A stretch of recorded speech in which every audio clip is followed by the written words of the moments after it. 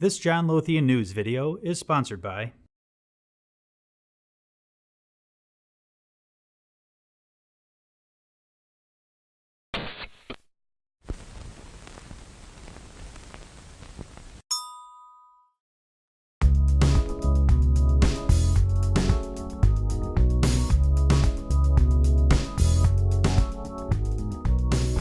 What influenced your decision to step down as CEO of the Cpoe?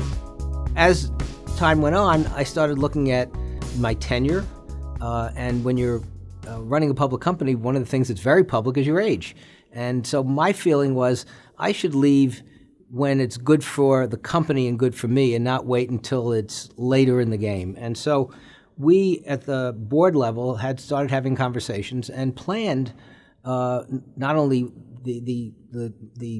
my stepping down, but was the succession plan ready for the others.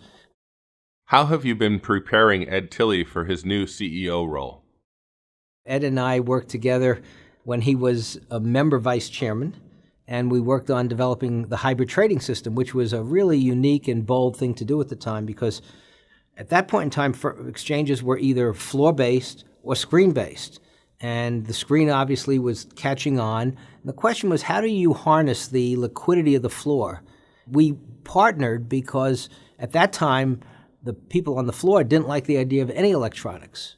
And I knew that we had to have electronics. So how did we combine our forces to end up with something that ultimately was not only necessary, but saved the Cboe? What responsibilities will you have in your new role as executive chairman? I will continue to have all the responsibilities I have at the board level in terms of chairing the board meetings, preparing the agendas, attending the committee meetings, but I will also carry on some of the things that I have done over the years, represent the Cboe in Washington and other civic and governmental affairs here in the state of Illinois and the city of Chicago.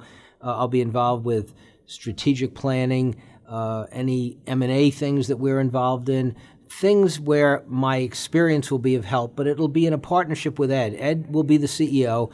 He will really let me know when he needs me, and I will be a resource to him.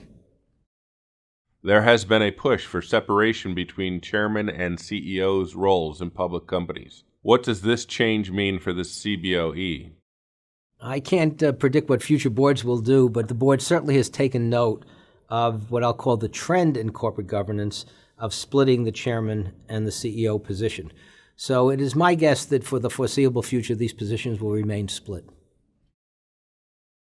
How important is the Cboe's culture of innovation? The culture of innovation is critical to the Cboe. It's what distinguishes us from all other options exchanges. And happily, we've had a wonderful track record. Of course, VIX is the poster child for great innovation, but we've created many indexes. We just started a variance product. We created our own futures exchange. So we've done lots and lots of things, including moving our computers to the New York area, which was a very bold move. So I would say that innovation is part of our DNA and will continue that way. Looking at the growth in the derivatives industry, what have been the key factors for its success? The key factors of success of the exchange-traded derivative industry is transparency, product innovation, liquidity, and education. And all those, I think, have made the world of a difference in terms of how vital these products are.